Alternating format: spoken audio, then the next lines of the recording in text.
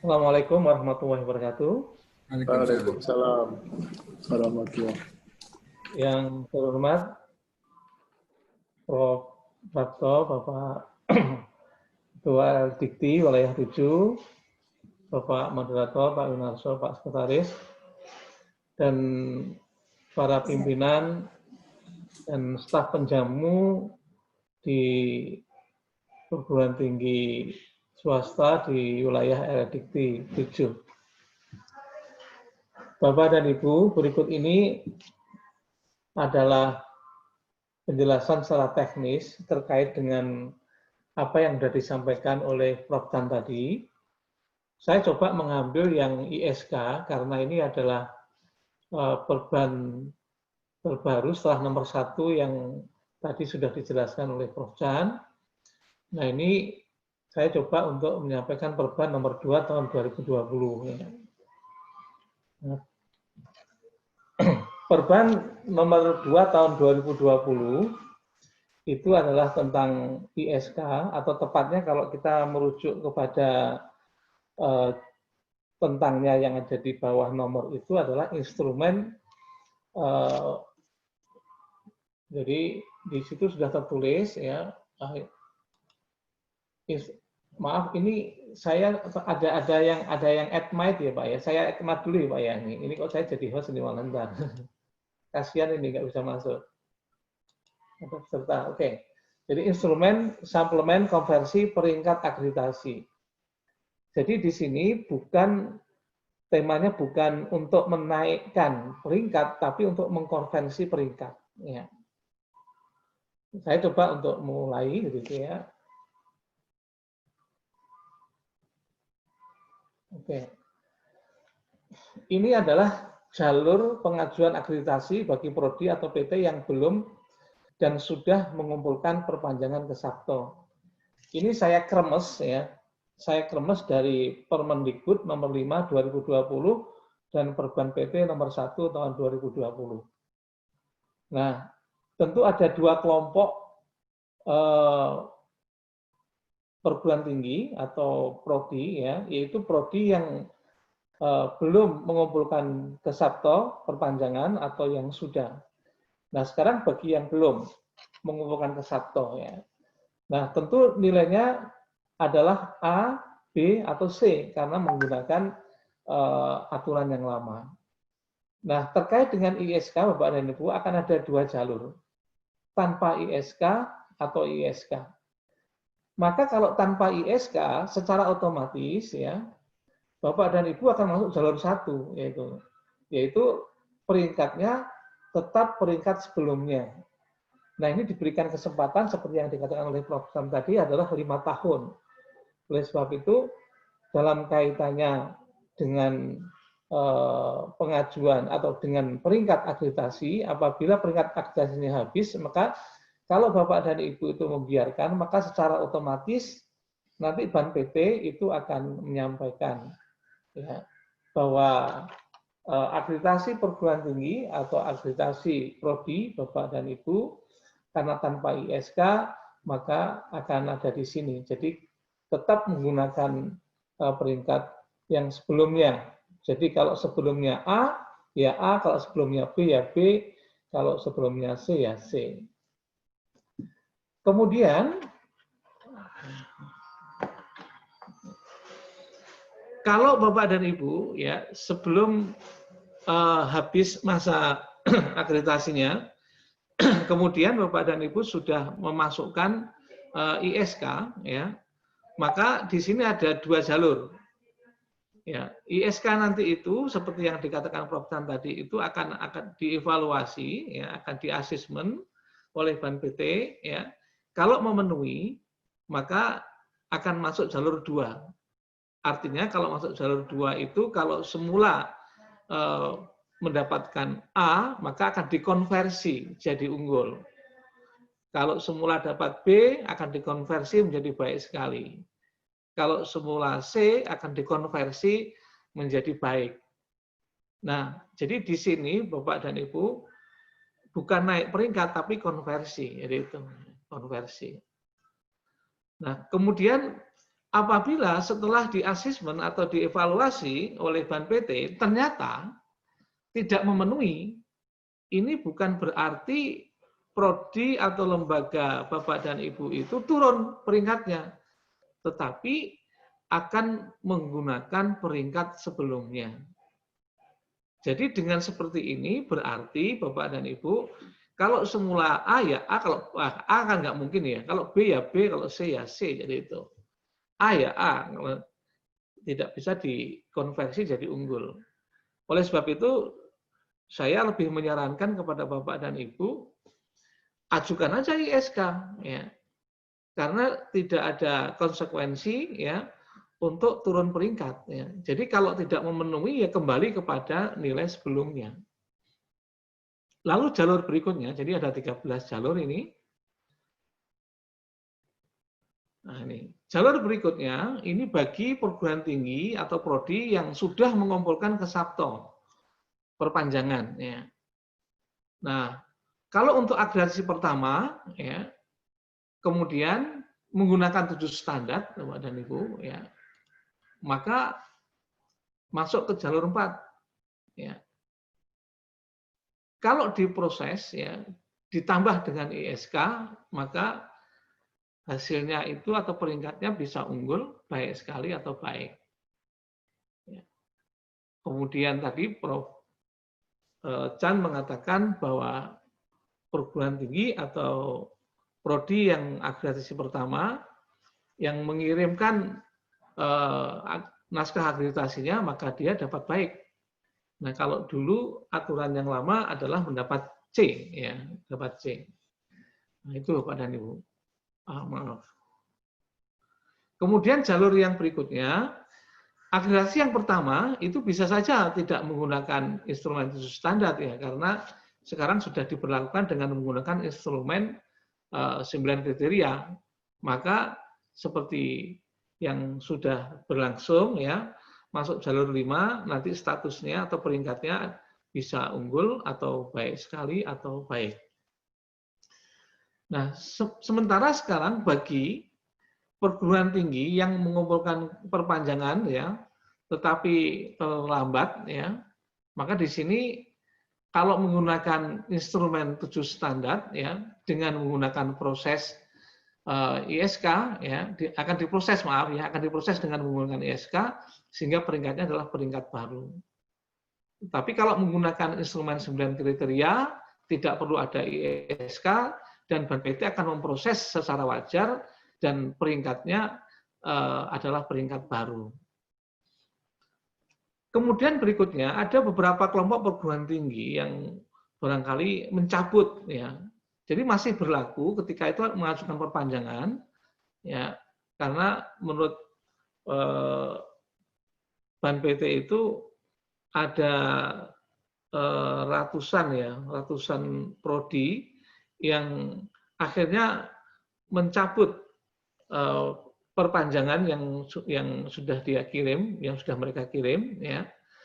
Nah, kalau memang begitu dan masih berlaku ya, maka kalau yang dicabut adalah instrumen 7 standar ya, maka masuk jalur 8, yaitu mengikuti mekanisme perpanjangan. Jadi Ban PT akan memperpanjang seperti biasa.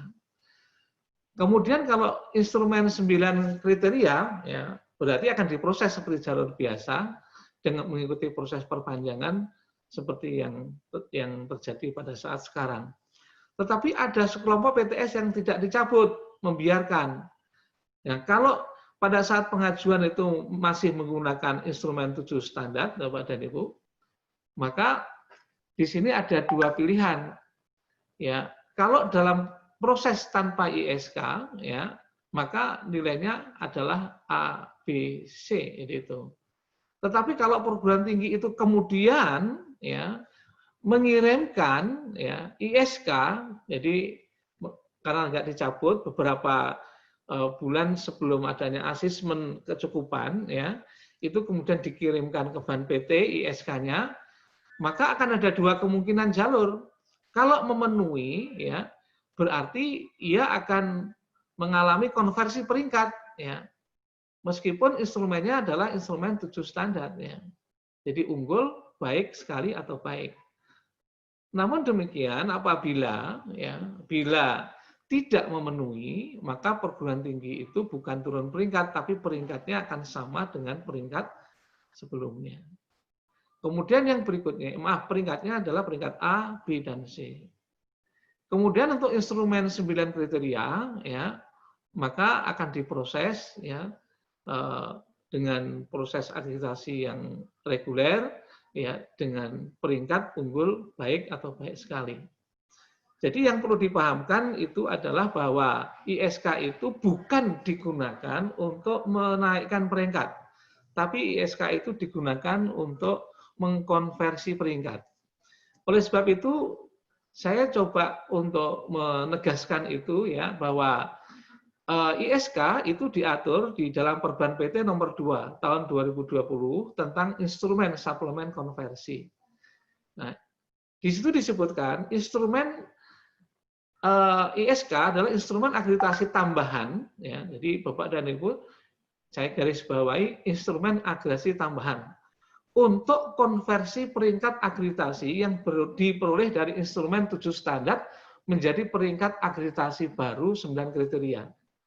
Nah, oleh sebab itu di sini Bapak dan Ibu, saya gambarkan peta untuk memudahkan teman-teman di BTS bahwa 7 standar itu menggunakan peringkat A, B, dan C, itu sesuai dengan Permendikbud dan Permendistek yang ada di sini. Nah, kemudian dengan adanya ISK, itu, maka kita akan dapat mengkonversi peringkat dari A ke unggul, dari B ke baik sekali, dari C ke baik. Jadi dengan skema ini itu tetap kita menerjemahkan bahwa ISK itu bukan digunakan untuk menaikkan peringkat, tapi digunakan untuk mengkonversi peringkat. Nah, sekarang Perban PT nomor 2 tahun 2020 pada pasal 1 itu disebutkan pada pasal 1 ayat 3.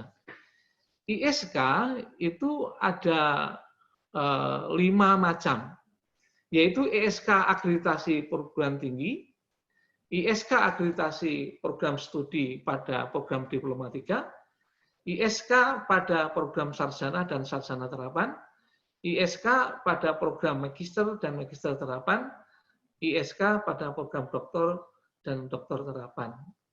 Nah, Bapak dan Ibu, tentu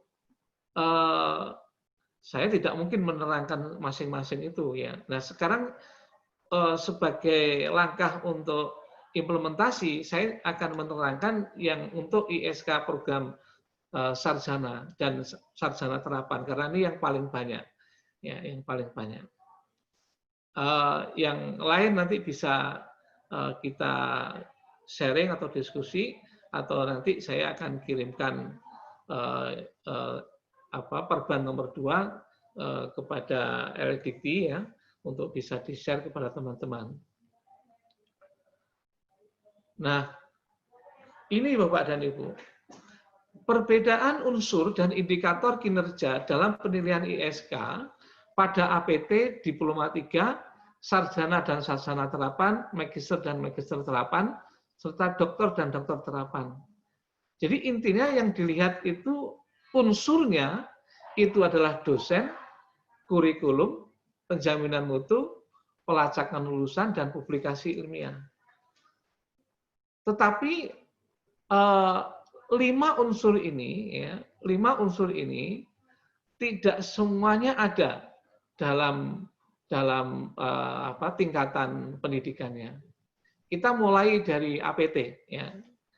Di APT ini dari 5 unsur ini, indikator kinerja yang kita sekarang berangkat dengan istilah indikator kinerja, Bapak dan Ibu karena jelas-jelas dinyatakan oleh Ban PT di dalam Perban yang terbaru bahwa orientasi atau evaluasi atau dasar yang digunakan oleh Ban PT dalam penilaian itu adalah bagaimanakah perguruan tinggi itu melakukan program atau aktivitas yang muaranya itu adalah kepada indikator kinerja.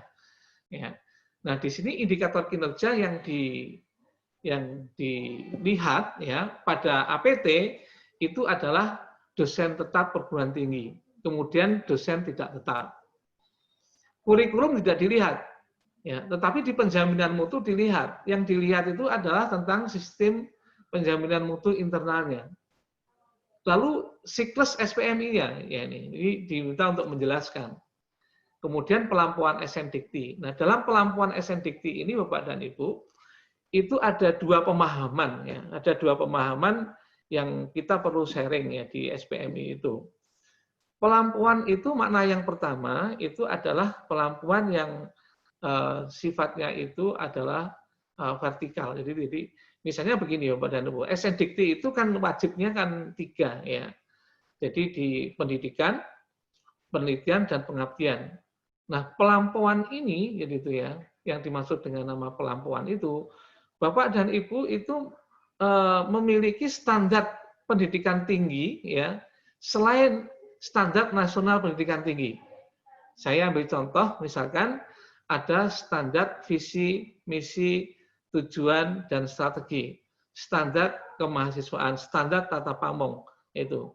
Nah, seharusnya menurut kami Bapak dan Ibu, kalau Bapak dan Ibu itu berpatokan atau beracuan kepada perban yang baru, berPT perban yang baru, maka mau tidak mau Bapak dan Ibu itu harus mentarget ya, bahwa pelampuan SNDikti itu di luar 3 bidang ini. Jadi pada semua bidang. Jadi kalau saya sebut dengan istilah yang ada di perban itu adalah C1 sampai dengan C9.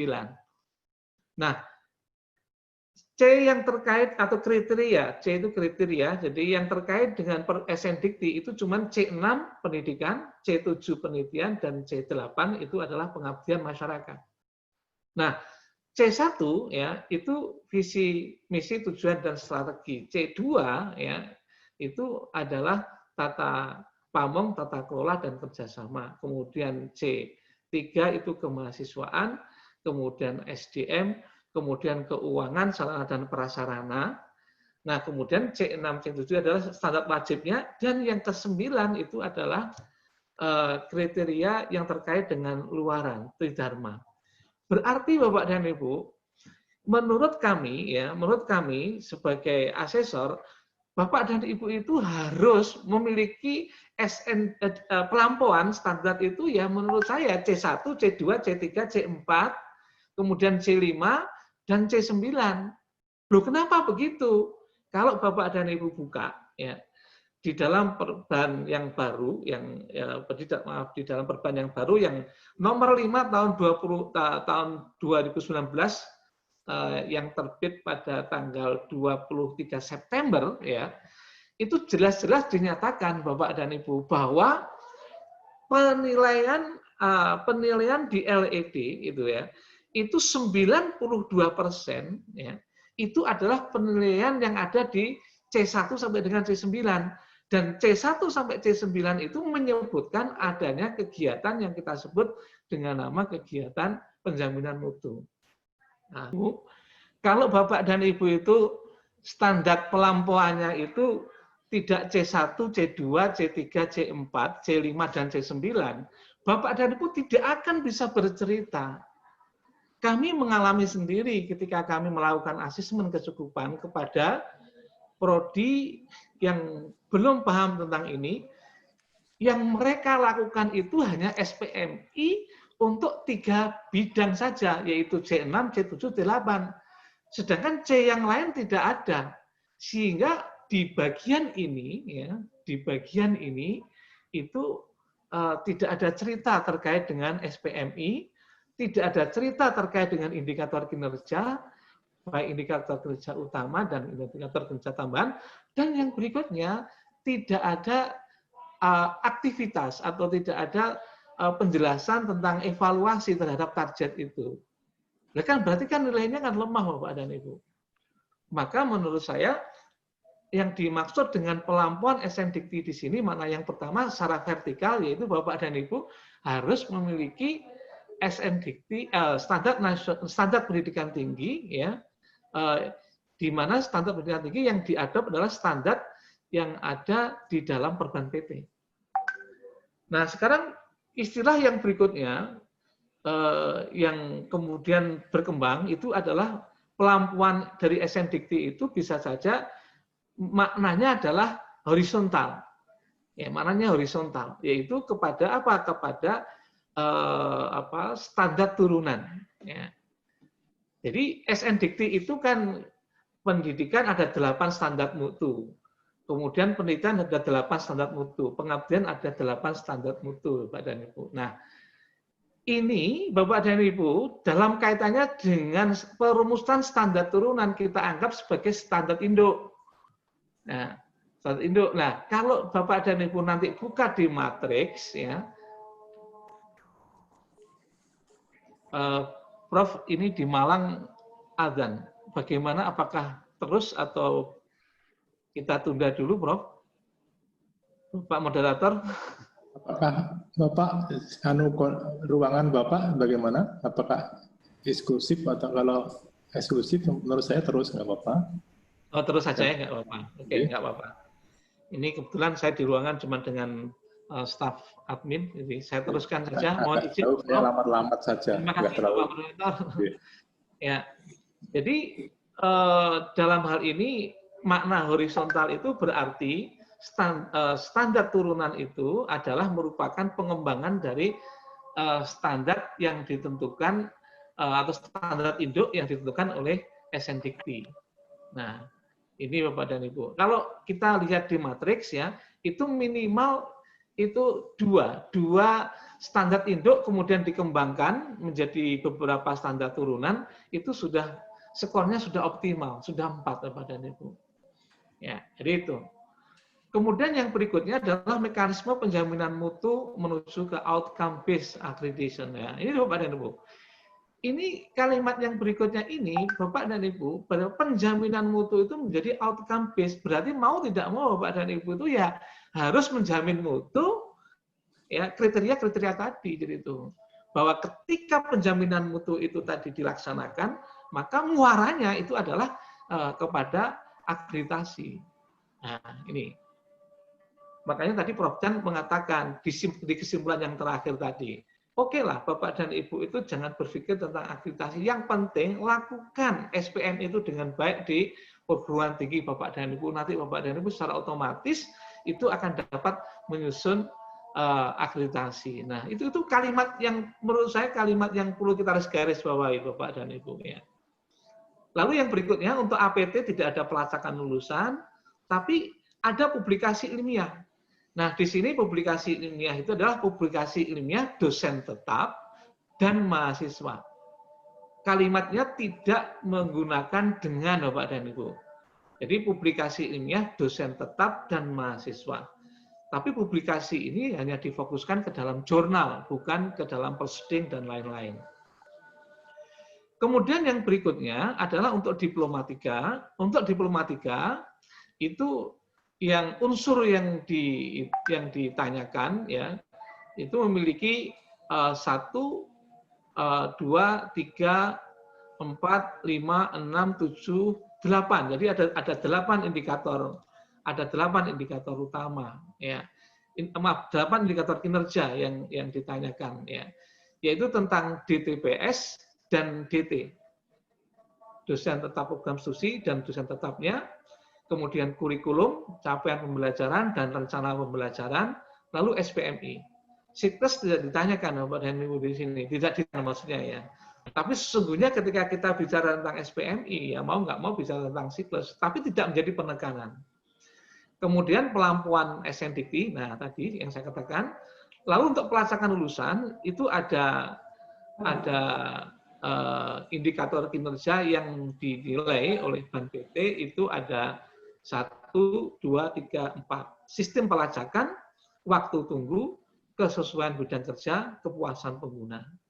Nah, ini juga demikian di sarjana dan sarjana terapan sama Bapak dan Ibu, tidak ada bedanya. Kemudian di magister dan magister terapan sama, cuman bedanya di sini Bapak dan Ibu, pelacakan lulusan ya itu tidak ada waktu tunggu ya. Nah, ini asalnya pada waktu penyusunan itu dinyatakan bahwa mahasiswa pasca itu sebagian besar sudah bekerja. Katanya begitu sih. Ya. Lalu yang berikutnya adalah publikasi. Nah, inilah yang paling berat Bapak dan Ibu untuk di magister sama di doktor, di program doktor. Kenapa? Publikasi yang ditanyakan atau yang dinilai ya itu memiliki indikator kinerja adalah publikasi ilmiah mahasiswa yang ditulis mahasiswa secara mandiri atau bersama DTPS. Ya. Kemudian pagelaran atau pameran atau presentasi atau publikasi ilmiah mahasiswa yang dilakukan sendiri atau bersama dengan DTPS. Ya. Jadi di sini bukan publikasi ilmiah yang ditulis oleh DTPS, tapi yang ditulis oleh mahasiswa atau bersama dengan DTPS. Nah ini berarti Bapak dan Ibu setiap prodi pasca, baik magister maupun doktor, menurut kami itu harus by design memprogramkan ini gitu ya, bahwa ada semacam persyaratan wajib bagi mahasiswa S2 maupun pasca maupun doktor untuk melakukan aktivitas publikasi ilmiah ya. Kalau tidak mau harus diterapkan ini kalau kita mau menggunakan ISK. Kemudian yang doktor ya itu hampir sama dengan pasca, cuman pelacakan lulusan tidak ada ya. Kemudian untuk publikasi ilmiah sama ya. Lalu berikutnya Bapak dan Ibu, sekarang kita coba untuk membahas penilaian ISK pada program sarjana dan sarjana terapan. Kami mohon maaf, kami tidak membicarakan yang lain. Ini kami mencoba untuk bercerita tentang aplikasi dan yang sudah kami lakukan, gitu aja. Di dalam daftar isi itu dikatakan Bapak dan Ibu tadi ada 4 unsur penilaian dalam ISK untuk prodi sarjana atau sarjana terapan, yaitu dosen tetap, kurikulum, penjaminan mutu. Nah, penjaminan mutu itu indikator kinerjanya adalah sistem penjaminan mutu internal, pelampuan SNDP, pelacakan tadi ada 4, sehingga total ada 9 indikator kinerja yang ditanyakan atau yang diukur oleh Ban PT ya untuk ISK. Nah, kemudian Bapak dan Ibu, ya, ini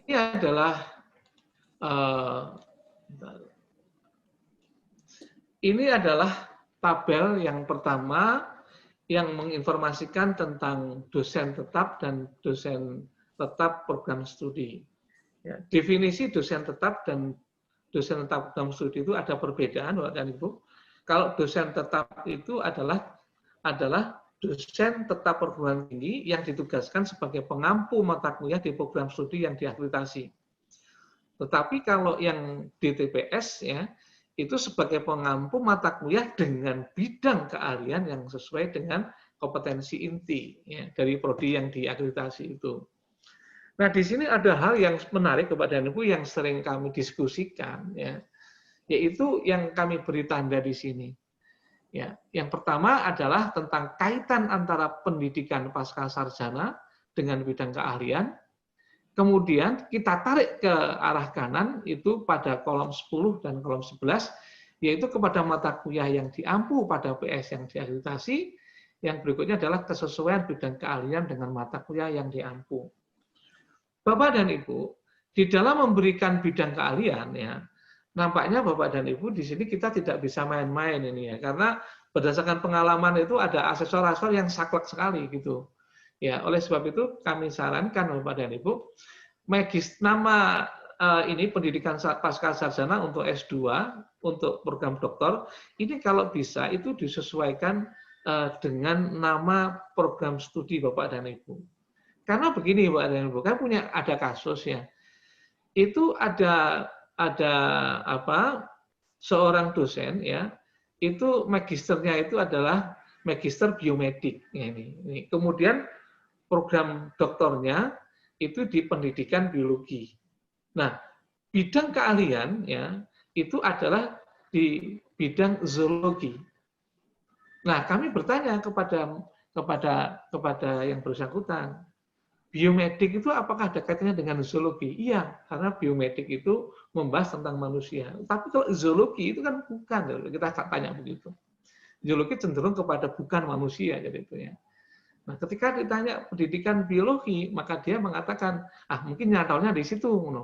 Maka sebaiknya Bapak dan Ibu, kalau menurut kami, jangan sebut zoologi, pilih saja salah satu dari nama program studinya.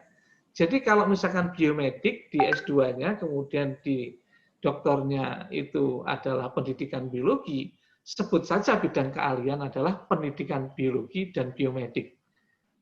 Jadi itu Bapak dan Ibu, jangan menyebut ilmu yang baru. Karena apa? Karena ketika menyebut keilmuan yang baru, nanti ditelusur sama asesor. Apa buktinya kalau Anda itu zoologi? Nah, tadi sudah nggak bisa jawab. Ditambah lagi, buktikan hasil penelitian, hasil pengabdian saudara. Nah, nariknya ke sini Bapak dan Ibu. Ya. Makanya di sini harus hati-hati dan Bapak dan Ibu juga harus bersih-bersih ini menurut saya. Menurut saya harus bersih-bersih. Nah, ini yang bersih-bersihnya begini Bapak dan Ibu. Ini misalkan yang pernah di tahun 2019 itu ada salah satu PTS di LDT 7 itu yang bertanya jadi itu ya. Pak, saya punya dosen ya, ini di fakultas di prodi akuntansi itu ya. Dia S1-nya akuntansi, kemudian S2-nya ya itu magister manajemen. Lalu bidang keahliannya apa? Bidang keahliannya ya magister manajemen ya. Tidak boleh bidang keahlian S1 yang digunakan itu. Karena S1 bidang keahlian S1 kalau digunakan untuk mengajar S1 itu jeruk makan jeruk. Jadi yang digunakan adalah di pendidikan yang terakhir atau penambahan pendidikan S2 dan S3-nya. Nah, yang bersangkutan ketika itu adalah mengajar mata kuliah. Mata kuliahnya adalah mata kuliah pajak. Ya saya sampaikan, salah itu. Itu nggak linear. S2-nya nggak linear. Magister manajemen itu tidak linear mengajar pajak. Ya, karena pajak itu lebih ke arah akuntansi gitu ya. Nah, akhirnya yang bersangkutan bertanya, lalu bagaimana Pak caranya untuk supaya bisa linear? Ya, yang bersangkutan harus mengeliminasi magister manajemennya dengan kuliah S3. Kuliah S3-nya harus di akuntansi. Nah, itu. Ya, tapi kalau mereka nggak mau, gimana Pak? Kalau tidak mau, maka rubahlah mata kuliah. Mata kuliahnya itu jangan pajak, tapi manajemen pajak. Nggak kena pajaknya, tapi kena manajemennya. Gitu. Nah, tetapi persoalan merubah mata kuliah manajemen pajak itu merubah pohon ilmu, Pak dan Ibu. Dan ini sulit. Melibatkan semua mata kuliah, melibatkan semua orang. Jadi itu. Jadi nggak mudah. Oleh sebab itu sejak dini menurut kami Bapak dan Ibu harus sudah men-setting apa kuliah para dosen-dosen itu kalau S2-nya ini maka S3-nya apa yang harus disesuaikan dengan mata kuliahnya. Inilah Bapak dan Ibu yang sering menjadi perdebatan di kalangan asesor ya ketika bicara tentang tabel ini gitu ya. Lalu yang berikutnya, nah ini, nah ini Bapak dan Ibu, ini kita coba lihat di matriks penilaian Bapak dan Ibu di unsur yang tadi, yaitu di unsur kecukupan jumlah DTPS ya. Ini kecukupan jumlah DTPS ya, itu di sini kalau Bapak dan Ibu skor ini untuk skor minimal unggul ya, itu skor kecukupan jumlah DTPS itu 2. Untuk baik sekali juga 2 skornya, untuk baik 2. Artinya begini, apabila di poin ini, di indikator kinerja ini ya, kalau di bawah 2, maka Bapak dan Ibu gugur. Gugur tidak akan bisa memenuhi standar minimal ya atau kecukupan peringkat ya, sehingga Bapak dan Ibu tentu prodinya atau lembaganya tidak akan lolos dalam ISK. Jadi kalau ingin mendapatkan 4 Bapak dan Ibu skornya ya karena minimal 2, maka NDTPS-nya atau jumlah dosen tetap program studinya itu sama dengan 12 atau minimal 12. Nah itu. Maka skor 4 Bapak dan Ibu. Ya. Atau Bapak dan Ibu tidak punya dosen sebanyak 12. Nah, dari sini. Bisa dalam rentangan 3 sampai dengan sampai dengan 11. Ya, 3 sampai dengan 11. Itu skornya antara 3 sampai 2. Kan persyaratannya skornya 2, ya, skornya 2. Saya ambil contoh misalnya jumlah dosennya 10 gitu aja ya. 10 itu kalau kita kita gunakan rumus ini, maka skornya itu saya sudah hitung 3,56. Masih ada di atas batas minimal. Baru kemudian kalau misalkan DTPS-nya itu 3 orang, ya, 3 orang DTPS-nya, nah itu baru kemudian skornya 2. Nah, jadi 2 DTPS saja, ya, 3 DTPS saja sudah bisa digunakan untuk mendapatkan persyaratan minimal konversi, ada itu. Apalagi kalau kemudian di sini Bapak dan Ibu ya. Nah, kemudian yang berikutnya unggul, ini yang kualifikasi akademik DTPS. Ya. Kualifikasi akademik DTPS itu yang diukur adalah PDS3-nya, itu. Ya, PDS3 itu bisa dilihat dari sini ya Pak dan Ibu ya, yaitu jumlah ya dosen tetap program studi yang berpendidikan tinggi, doktor atau dokter terapan atau subspesialis. Nah ini.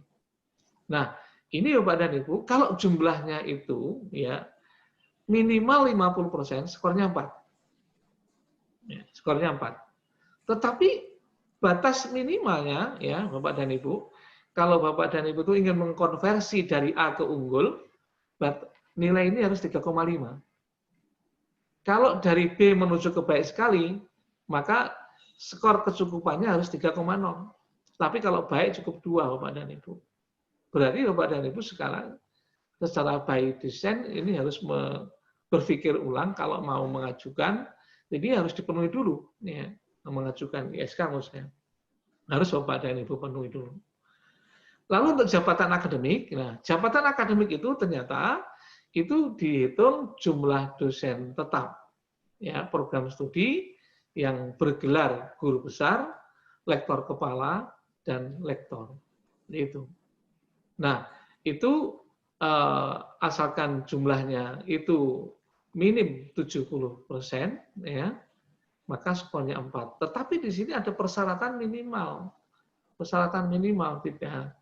Untuk skor tidak harus 4. Untuk konversi ke unggul ya, itu persyaratan minimalnya 3,5. Untuk baik sekali persyaratan minimalnya 3,0, untuk baik persyaratan minimalnya 2. Ya. Nah, sekarang berikutnya. Pada unsur yang kedua adalah kurikulum. Apa indikator kinerja yang diukur? Di sini ada indikator kinerja, kita diminta untuk uraikan mekanisme dan keterlibatan pemangku kepentingan. Nah, Bapak dan Ibu di sini kita diminta untuk menguraikan 2 hal, yaitu mekanisme proses penyusunan, evaluasi, dan pemutakhiran kurikulum dalam 3 tahun terakhir. Nah, ini TS-1 sampai dengan TS. Ya. Keterlibatan pemangku kepentingan dalam proses penyusunan, evaluasi, dan pemutakhiran kurikulum dalam 3 tahun terakhir. Dari TS-1 sampai dengan TS. Ya. Oke. TS-2 sini ya Bapak dan Ibu ya. TS-2, TS-1, TS ya. Maaf. Salah menulis itu. Nah, sekarang kita lihat Bapak dan Ibu. Setelah kita menguraikan, maka di matriks penilaian itu ada skor yang bisa kita gunakan sebagai panduan untuk menentukan apakah kita itu sudah ada di batas minimal atau belum. Keterlibatan pemangku kepentingan dalam proses evaluasi dan pemutakhiran kurikulum untuk skor 4 itu adalah evaluasi dan pemutakhiran kurikulum secara berkala tiap 4 sampai dengan 5 tahun yang melibatkan pemangku kepentingan internal dan eksternal serta direview oleh pakar bidang ilmu, program studi, industri, asosiasi, serta sesuai perkembangan iptek dan kebudayaan kebutuhan pengguna. Ini kalau skornya 4 Bapak dan Ibu. Nah, padahal di sini untuk yang mau dikonversi ke unggul, konversi baik sekali, dikonversi ke baik, ternyata persyaratan minimalnya itu hanya 2 skornya. Berarti keterlibatan pemangku kepentingan itu hanya dalam kaitannya dengan evaluasi kurikulum, pemutakhiran kurikulum, ya, ini melibatkan pemangku kepentingan internal. Cukup itu Bapak dan Ibu. Ya, oleh sebab itu Bapak dan Ibu mau tidak mau dalam hal ini, ya, dalam hal ini kalau Bapak dan Ibu itu mau mengajukan ISK, maksud saya Bapak dan Ibu itu harus sudah ada aktivitas, ya, yang terkait dengan evaluasi atau terkait dengan proses penyusunan kurikulum itu. Ya. Nah, tentu ada dokumen, ada bukti fisik kepada Ibu yang harus dikirim nanti, ya. Yang berikutnya Bapak dan Ibu, ya. Nah, ini kita diminta untuk menuliskan, ya, struktur program dan kelengkapan data mata kuliah sesuai dengan dokumen kurikulum yang sudah ada. Nah, ini kita hanya diminta nulis saat TS saja, ya. Tidak TS-1, tidak TS-2. Nah, hal yang menarik Bapak dan Ibu di sini adalah Bapak dan Ibu diminta menulis semester, ya, di sini. Jadi pada TS itu kan tersaji semester ganjil dan semester genap, ya, apa. Kemudian kode mata kuliahnya apa? Oke, saya kira mudah sekali. Nama mata kuliahnya apa? Kemudian mata kuliah kompetensi, ya, ini Bapak dan Ibu tinggal nanti mencetak, ya.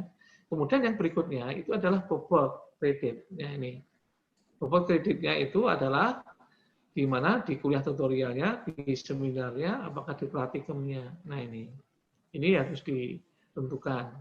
Tentu ada beberapa mata kuliah yang tidak harus memiliki praktikum, ya. Tetapi tutorial dan seminar itu harus. Loh, kenapa? Tutorial dan seminar itu Bapak dan Ibu kalau buka pada SNDT, ya, pada proses belajar, pada standar mutu proses pembelajaran, ya, seminar itu bagian dari perkuliahan.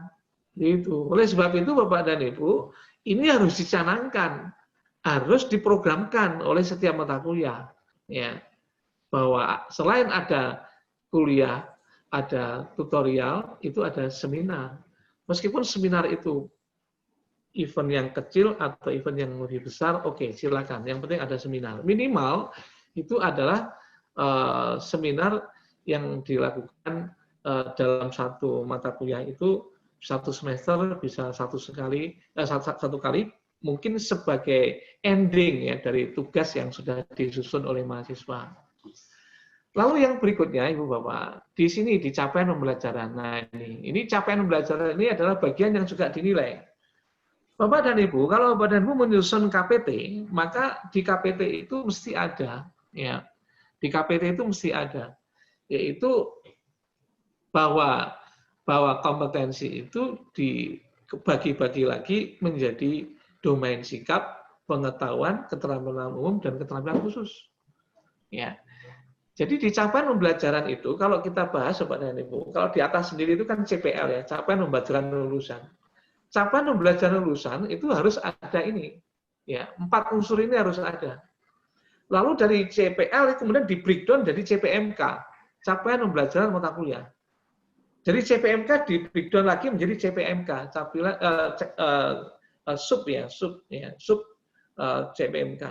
Nah, masing-masing capaian pembelajaran tadi itu harus merumuskan apa, ya, kompetensi dalam sikap, pengetahuan, keterampilan umum, dan keterampilan khusus. Ini harus disebutkan Bapak dan Ibu.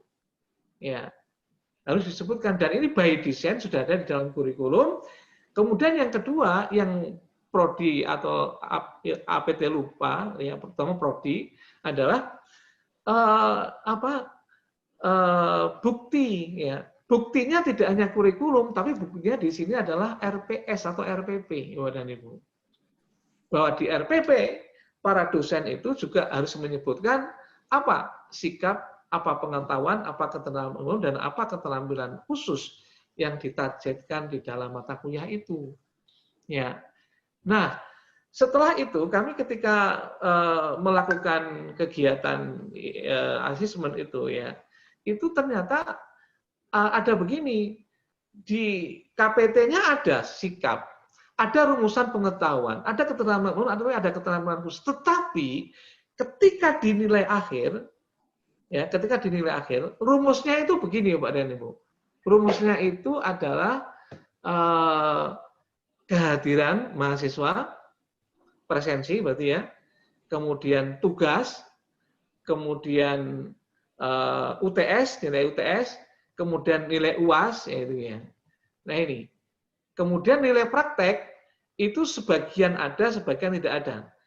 Kalau mata kuliahnya itu adalah mata kuliah yang ada praktikumnya, ini mesti ada. Tapi kalau mata kuliah yang tidak ada praktikumnya, ini nggak ada. Saya sampaikan kepada mereka, Anda memprogram sikap, jadi Anda memprogram keterampilan umum. Pertanyaan kami adalah di nilai akhir kenapa sikap tidak ada? Kenapa sikap nggak pernah dinilai? Ada yang menjawab, sikap saya nilai pada saat saya itu include dengan presensi. Oke, saya mau tanya, kalau mahasiswa itu misalkan izin, karena dia harus mendampingi ayahnya operasi atau ibunya operasi, apakah dia punya sikap tidak baik? Ya. Nah, ini menjadi tidak valid ya, karena definisi sikap didefinisikan seperti itu, dimaknai seperti itu. Oleh sebab itu dalam hal ini by design, karena di dalam CPMK, di dalam CPL itu ada sikap, pengetahuan, keterampilan umum dan keterampilan khusus yang dikontrak ya, maka by design di dalam nilai akhir itu ya harus ada penilaian sikap. Ya harus ada penilaian pengetahuan, ya harus ada keterampilan umum dan keterampilan khusus. Jadi gitu. Akhirnya ada dosen yang protes, Pak, saya ini dosen metodologi penelitian. Dosen metodologi penelitian itu bagaimana? Yang diukurkan hanya pengetahuannya saja.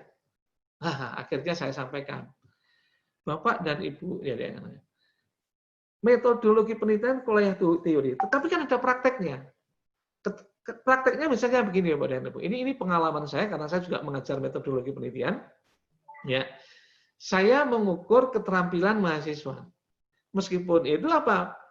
Yaitu di awal perkuliahan saya sampaikan, para mahasiswa pasca, saudara nanti pada saat akhir perkuliahan saya harus sudah bisa membuat proposal calon tesis. Ya. Nah, untuk membuat itu saya bikinkan rubrik Bapak dan Ibu. Rubrik. Ya, rubrik itu adalah sebagai sebuah persyaratan bagaimana dia harus menulis proposal itu. Misalnya, proposal itu ditulis dengan margin sekian, kemudian hurufnya Times New Roman, kemudian spasi 1,5, kemudian pointernya begini, lalu kemudian setelah itu bentuknya, sistematikanya begini, menulis daftar pustakanya begini, citasinya begini, dan seterusnya. Ya, dengan menggunakan, misalkan dengan menggunakan Mendeley atau dengan menggunakan ENOTE dan seterusnya. Nah, itu kami buatkan semacam rubrik dan kami bagikan kepada para mahasiswa di awal perkuliahan. Di akhir perkuliahan itu ketika mahasiswa mengumpulkan itu, rubrik ini saya gunakan sebagai dasar untuk membedah atau membuat anatomi apakah yang disusun oleh mahasiswa tadi, proposal tadi, sudah sesuai dengan rubrik. Itu. Nah, kalau memang sudah sesuai dengan rubrik, maka keterampilannya bagus. Jadi itu. Kalau kurang begini, maka keterampilannya berapa? Jadi begitu, Pak dan Ibu. Jadi masih ada gradasi. Siapa bilang kuliah teori tidak ada keterampilan? Jadi itu.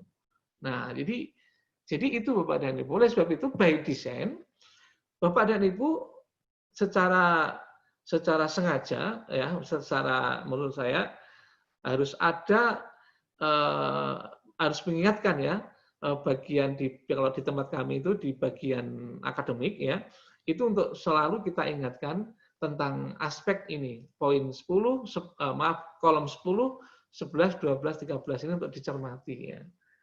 Nah itu Bapak dan Ibu ya. Lalu berikutnya Bapak dan Ibu, kita di bawah itu kita diminta untuk menjelaskan ya tentang dokumen kurikulum program studi tadi itu ya, itu bagaimana cara perumusan capaian pembelajarannya, penjabaran capaian pembelajarannya, pemetaan capaian pembelajaran. Berarti Bapak dan Ibu mau tidak mau Bapak dan Ibu di dalam KPT-nya itu, di ending daripada KPT itu atau mungkin di awal daripada KPT itu seharusnya dibuatkan pohon mata kuliah. Atau kalau saya sering sebut tuh dengan istilah saya, karena saya ini adalah orang kependidikan, itu adalah pohon keilmuan atau pohon ilmu. Kita bikin pohon ilmunya dulu, di mana setiap pohon ilmu itu ada daun-daun dan ranting, daun-daun itu menggambarkan kompetensi, atau daun-daun tadi menggambarkan mata kuliahnya. Jadi itu Bapak dan Ibu. Nah, itu harus ada Bapak dan Ibu, karena di kata kuncinya itu di penilaian itu ada. Ya. Nah, sekarang kita lihat di dalam penilaian. Nah, sekarang kita lihat untuk kesesuaian capaian pembelajaran dengan profil lulusan dan jenjang KKNI dan SKKKNI. Nah, di sini untuk mendapatkan skor 4, Bapak dan Ibu, capaian pembelajaran diturunkan dari profil lulusan. Jadi dari CPL tadi Bapak dan Ibu ya. Profil lulusan itu ada di puncak ya, ada di puncak ya. Setelah learning outcome ya, kemudian CPL. Nah, CPL itu ada di puncak yang merupakan induk dari capaian pembelajaran mata kuliah ya. Kemudian mengacu pada hasil kesepakatan dengan asosiasi penyelenggara program studi sejenis dan organisasi profesi dan memenuhi level KKNI ya. Serta dimutakhirkan secara berkala tiap 4 sampai dengan 5 tahun sesuai perkembangan iptek dan kebutuhan pengguna. Ini kalau skornya optimal. Tapi Bapak dan Ibu, untuk mengurus ESK ya, skor kecukupannya itu kalau Bapak dan Ibu mau mengkonversi dari A ke unggul, itu skornya cuma 2 minimal. Kalau dari B mau dikonversi ke baik sekali, maka 2 juga sama, baik juga gitu. Nah, 2 itu gimana? Yang dinilai adalah bahwa ketika kurikulum Bapak dan Ibu tadi itu sudah memenuhi ini capaian pembelajaran, diturunkan dari profil lulusan dan memenuhi level KKNI. Itu sudah cukup Bapak dan Ibu. Ya. Berarti di sini yang harus dirumuskan capaian pembelajaran itu ada 2, capaian pembelajaran lulusan, capaian pembelajaran mata kuliah. Lalu kemudian harus linear dengan atasnya, dengan payungnya. Payungnya itu adalah profil lulusan. Jadi itu. Jadi minimal itu, tidak ditelusur sampai kepada soal dan sebagainya, sampai kepada berapa kali dilakukan peninjauan kurikulum dan sebagainya tidak dinilai di skor 2 ini. Lalu yang berikutnya, ketepatan struktur kurikulum dalam pembentukan capaian pembelajaran. Jadi Bapak dan Ibu, ini bisa Bapak dan Ibu gambarkan secara logika kalau Bapak dan Ibu punya pohon ilmu, punya pohon mata kuliah, jadi itu ya. Jadi nanti yang diceritakan sebetulnya kalau yang C menurut saya itu adalah di sini ini, pohon ilmu itu ya. Di mana begini, untuk mendapatkan skor 4, struktur kurikulum memuat keterkaitan antar mata kuliah. Jadi tadi saya katakan, setiap daun itu mata kuliah, maka antar daun itu ada ranting-ranting. Nah, ranting-ranting itu adalah kaitan antar mata kuliah yang justru ini digunakan sebagai dasar untuk menentukan prasyarat mata kuliah. Lalu yang berikutnya, jangan sampai setiap mata kuliah itu kalau sudah dijabarkan ke dalam materi itu saling tempuk, Bapak dan Ibu. Itu diantaranya penilaian yang dilakukan oleh asesor itu begitu ya. Nah, asesor akan kesulitan kalau memang tidak punya pohon ilmu, tidak punya pohon mata kuliah, Bapak dan Ibu. Akan kesulitan. Tetapi yang namanya asesor tetap dinilai aja gitu ya. Nah, biasanya ya kalau sudah seperti itu tidak sampai 4, mungkin bisa 3, mungkin bisa 2, atau bahkan mungkin bisa 1. Ya. Nah, yang digambarkan dalam peta kurikulum. Nah, namanya peta kurikulum, yang jelas capaian pembelajaran lulusan dipenuhi oleh seluruh capaian pembelajaran mata kuliah, serta tidak ada capaian pembelajaran mata kuliah yang tidak mendukung capaian pembelajaran lulusan. Jadi ini ada hierarkis, Bapak dan Ibu ya. Nah, ini harus tertuang di dalam itu. Nah, kalau menurut KPT yang sekarang, Bapak dan Ibu, saya kira ini sudah jelas sekali gitu ya. Nah, ini skor minimalnya atau skor kecukupan untuk bisa dikonversi itu sangat rendah, Bapak dan Ibu. Jadi cukup 2. Nah, cukup 2 itu berarti yang di indikator kinerja yang dituntut itu adalah struktur kurikulum memuat keterkaitan antar mata kuliah dengan capaian pembelajaran lulusan yang digambarkan dalam peta kurikulum yang jelas. Ini berarti Bapak dan Ibu mau tidak mau harus membuat peta kurikulum, harus membuat pohon ilmu dan seterusnya. Oke. Nah, sekarang penjaminan mutu. Nah, ini Bapak dan Ibu. ini biang keladi munculnya perban yang baru ya, yang tahun 20 tahun nomor 5 tahun 2019 ya Pak, tanggal 23 September. Bapak dan Ibu, kalau melihat panduan perban PT yang baru jangan sampai salah ya Bapak dan Ibu ya. Mulai bulan Agustus 2018 sampai dengan September 2019, Ban PT itu menyampaikan perban PT itu 4 kali. Dan 4 kali itu berubah-ubah. Dan yang paling betul Bapak dan Ibu, itu adalah yang nomor 5, perban PT nomor 5 tahun 2019, tanggal 23 September Bapak dan Ibu. Nah, itu yang paling betul. Nah, di situ Bapak dan Ibu, sistem penjaminan mutu yang harus diceritakan oleh Bapak dan Ibu itu adalah ini. Ketersediaan dokumen formal penetapan unsur pelaksana penjamin mutu. Jadi di sini dokumen formal penetapan unsur pelaksana penjamin mutu itu Bapak dan Ibu, itu maksudnya di sini adalah kebijakan. Adalah yang sifatnya normatif, yang misalkan keputusan rektor atau mungkin surat keterangan dari rektor yang intinya bahwa di situ ada pelaksana penjaminan mutu. Ingat Bapak dan Ibu, biasanya perguruan tinggi itu punya penjaminan mutu, punya lembaga penjamin mutu sendiri di tingkat universitas. Kemudian di bawahnya di tingkat fakultas itu ada gugus penjaminan mutu. Ya. Kadang-kadang di beberapa universitas selain gugus penjaminan mutu itu di prodi ya itu ada lagi yang disebut dengan nama unit penjaminan mutu. Terserah, masing-masing punya karakteristik. Yang penting adalah Bapak dan Ibu harus ada lembaga atau organ ya atau OTK di dalam kampus ya yang bertanggung jawab terhadap penjaminan mutu, dan penjaminan mutu itu tidak boleh ad hoc ya. Tetapi dia adalah merupakan lembaga ya atau bagian daripada organ yang biasanya itu kalau kita lihat di dalam struktur organisasi kampus itu kelihatan dia ada di mana. Jadi itu. Ya. Kemudian ketersediaan dokumen mutu yang terdiri atas kebijakan mutu, manual mutu, standar mutu, dan formulir mutu atau biasanya yang disebut dengan nama prosedur mutu. Ya, itu Bapak dan Ibu. Ini harus ada dan ditetapkan oleh rektor. Kemudian keterlaksanaan siklus ya atau pentahapan SPMI yang terdiri dari PPEPP. Nah, ini keberadaan laporan audit, monitoring dan evaluasi penjaminan mutu yang terstruktur, ditindaklanjuti dan berkelanjutan.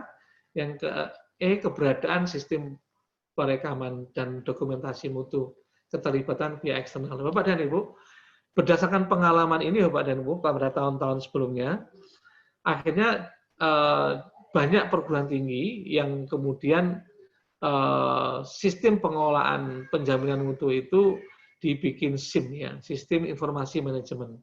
Kenapa Bapak dan Ibu? Karena harus melaporkan banyak hal. Bayangkan Bapak dan Ibu melaporkan C1 sampai dengan SPMI atau sistem penjaminan mutu C1 sampai dengan C9. Itu nggak sembarangan Bapak dan Ibu. Ya, itu kalau dilaporkan itu waduh tebal sekali itu. Nah, Bapak dan Ibu itu apa ya mau ngetik secara manual itu ya. Nah, maka yang paling mudah Bapak dan Ibu itu adalah membuat SIM ya. Membuat SIM SPMI ya. Kemudian berikutnya pelampuan SNDT. Nah, tadi saya katakan Bapak dan Ibu ya. Jadi Bapak dan Ibu diminta untuk menuliskan di sini pelampuan SNDT ya. Jadi tuliskan indikator kinerja pendidikan tinggi yang melampaui SNDT. Nah, di sini Bapak dan Ibu, kebetulan ya, Bapak dan Ibu diminta untuk menjelaskan ya, standar apa saja yang melampaui. Jadi itu. Nah, di sini bisa dijelaskan. Nah, sekarang persoalannya adalah Bapak dan Ibu itu bisa menggunakan tadi yang saya katakan pelampuan itu maknanya ada dua, bisa horizontal, bisa vertikal, terserah. Yang penting harus ada Bapak dan Ibu ya. Nah, tapi saya sarankan kepada Bapak dan Ibu perguruan tingginya harus memiliki penjaminan mutu mulai dari C1 sampai dengan C9. Supaya apa? Supaya Bapak dan Ibu bisa bercerita di sini dan bisa bercerita ketika nyusun 9 kriteria nanti gitu ya. Lalu uraikan bagaimana indikator kinerja yang melampaui esensi diukur. Nah, tentu Bapak dan Ibu ini ada jebakan sebetulnya, karena ada beberapa perguruan tinggi, ada beberapa UPPS yang menjelaskan bahwa UPPS itu dengan prodi itu rapat bersama, kemudian menetapkan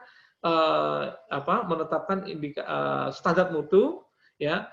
Standar mutu dikembangkan dari indikator kinerja dan target capaian, diramus sedemikian rupa, kemudian di-SK-kan oleh dekan, lalu kemudian dilaksanakan oleh UPPS, lalu yang mengaudit adalah UPPS.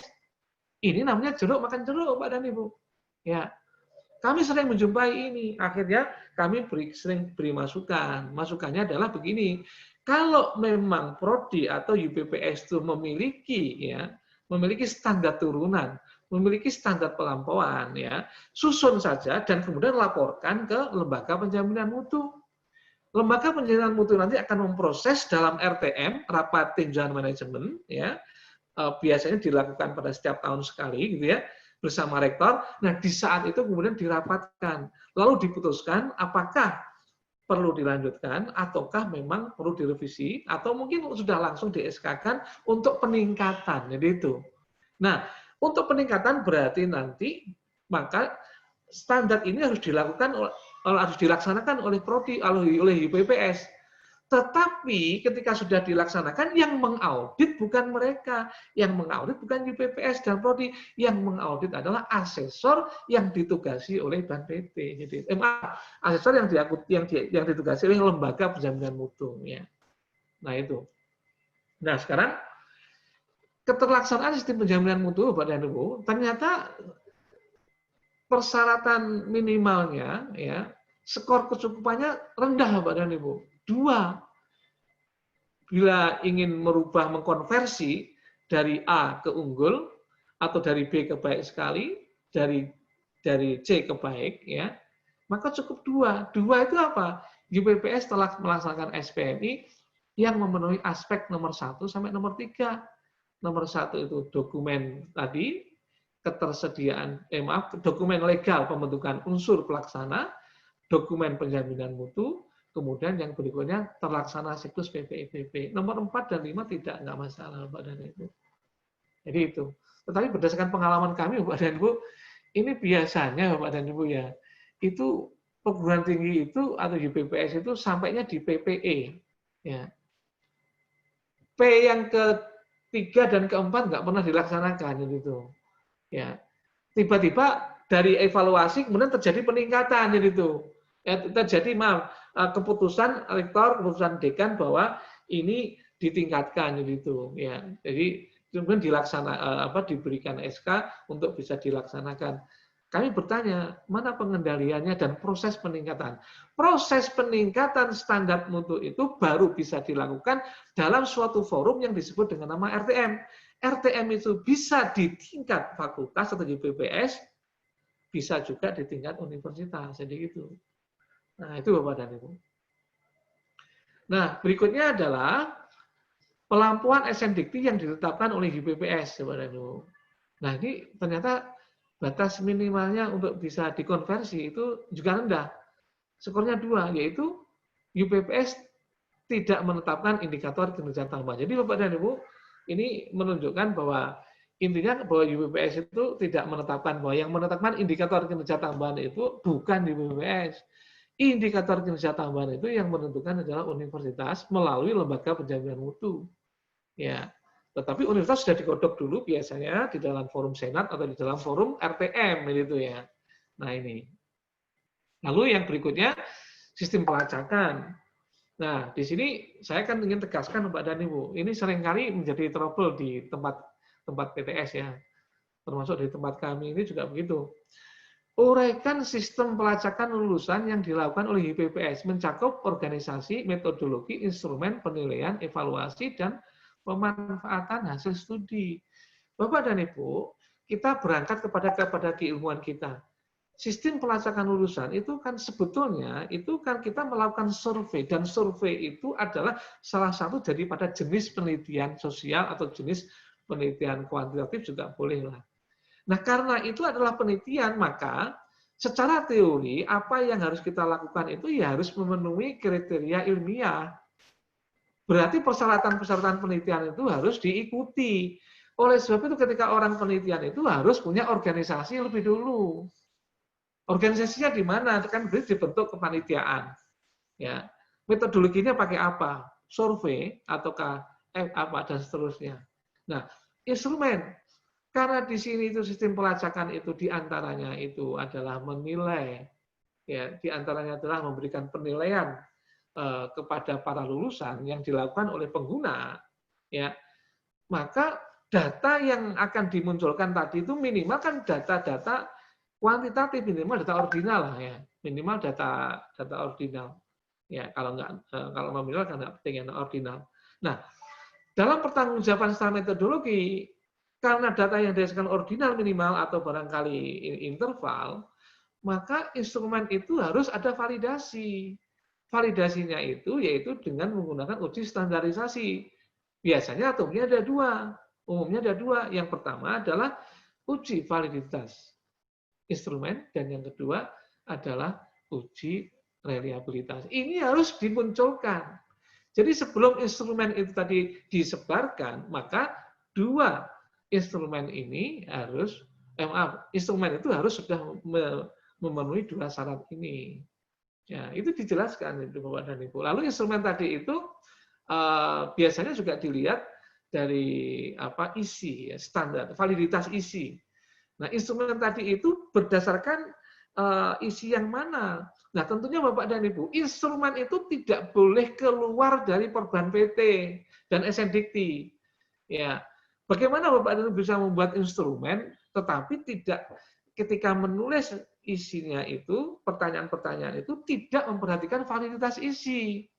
Jadi instrumen tadi isinya itu berarti merujuk kepada indikator-indikator kinerja yang ada di dalam Perban maupun SNDikti. Jadi gitu.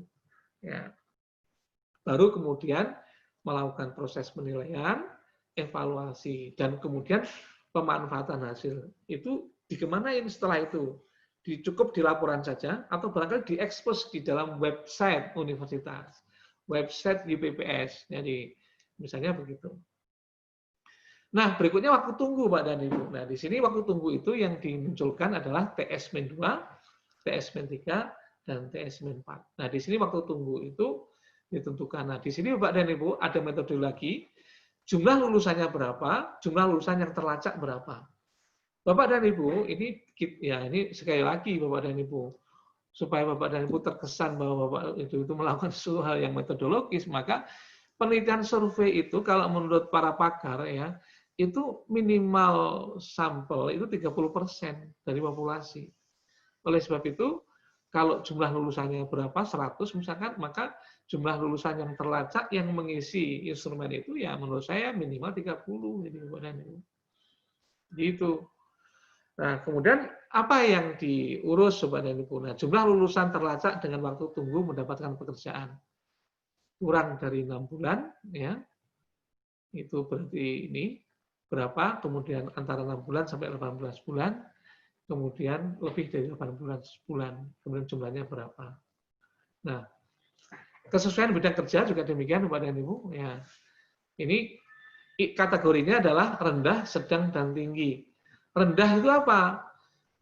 Yang rendah itu adalah jenis pekerjaan atau posisi jabatan dalam pekerjaan yang tidak sesuai atau kurang sesuai dengan prodi lulusan yang direncanakan dalam dokumen kurikulum.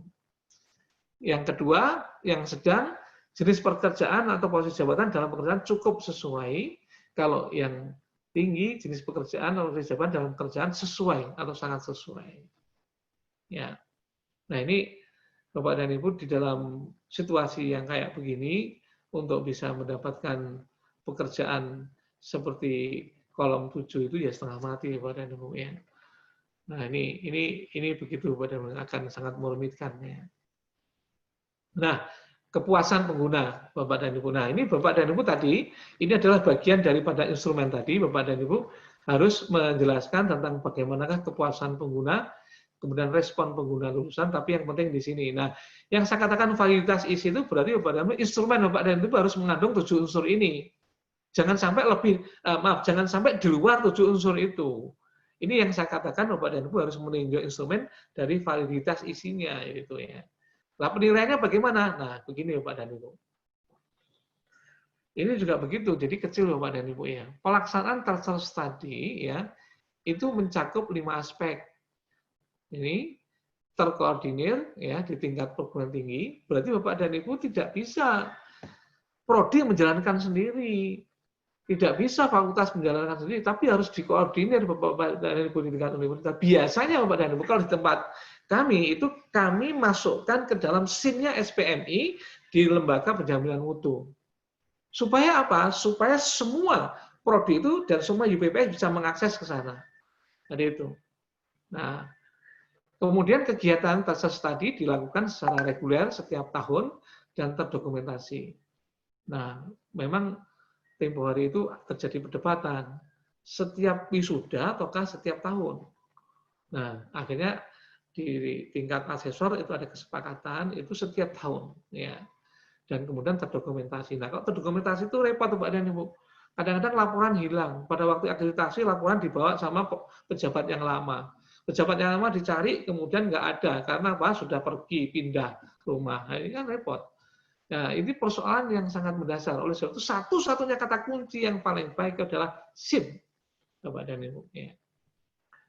Kemudian isi kuesioner mencakup seluruh pertanyaan, inti tesis tadi, dikti, Bapak dan Ibu. Jadi maksud saya, Bapak dan Ibu, ini maksudnya Bapak dan Ibu ketika membuat instrumen itu harus memperhatikan validitas isi. Jadi itu ya.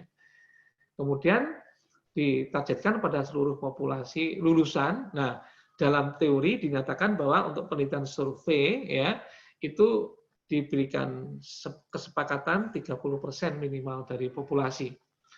Hasilnya disosialisasi berarti Bapak dan Ibu hasilnya itu dilemparkan atau dikomunikasikan kepada mahasiswa. Yang paling enak itu adalah melalui web universitas. Itu yang paling enak. Ya. Kemudian Bapak dan Ibu jangan khawatir karena skor minimal atau kecukupannya itu hanya 2. Jadi 2 itu apa? Tesis study yang dilakukan UPPS telah mencakup 3 aspek. Jadi Bapak dan Ibu, kalau tesis study dilakukan UPPS itu skornya cuma 2. Jadi mestinya itu adalah di perguruan tinggi Bapak dan Ibu ya. Oke. Sedangkan yang berikutnya Bapak dan Ibu, rata-rata waktu tunggu Bapak dan Ibu ya, ini agak tinggi Bapak dan Ibu ya. Jadi waktu tunggu itu untuk mendapatkan pekerjaan yang pertama Bapak dan Ibu itu harus minimal 6 bulan untuk mendapat skor 4. Tetapi untuk kalau tidak 4, misalkan 3 sampai 2 itu bisa kurang dari 6 bulan. Bisa lebih dari 6 bulan menurut saya Bapak dan Ibu. Jadi paling cepat itu 6 bulan. Setelah 6 bulan maka tidak berlaku skor 4 tapi skor 3, 2 sampai 1 ini rumusnya. Nah, di sini kita lihat Bapak dan Ibu, persyaratan kecukupannya, kalau akreditasinya A untuk mau dikonversi ke unggul, itu harus 3,5. Ya, berarti antara 4 dengan 3.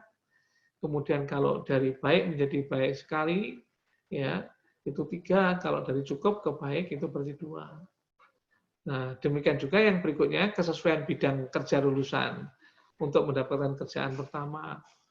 Nah, di sini dinyatakan dengan nilai kesesuaian bidang kerja di lapangan itu harus 60% dari lulusan. Jadi minimal 60% itu harus sesuai, Bapak dan Ibu. Ya, oleh sebab itu sekarang harus digiring bagaimana itu harus sesuai. Nah, skor minimalnya Bapak dan Ibu ini tinggi menurut saya, ya karena hampir semua perguruan tinggi negeri maupun swasta kesulitannya di sini. Ya. Untuk mendapatkan skor optimal dari A menuju unggul itu 3,5 Bapak dan Ibu. Kemudian dari B ke baik sekali 3, dari C ke baik itu 2. Ya. Oke Bapak dan Ibu. Dan yang terakhir, tingkat kepuasan pengguna terhadap lulusan program studi. Nah ini hasil tesis tadi yang menyebutkan penilaian pengguna lulusan. Nah, ternyata skornya cukup pendek, cukup rendah, minimal 2. Ya. Baik untuk yang menuju ke unggul, baik yang menuju ke baik sekali, atau yang menuju ke baik, itu hanya 2, Pak dan Ibu. Demikian Bapak dan Ibu, Pak Minarso dan Pak Kepala LD.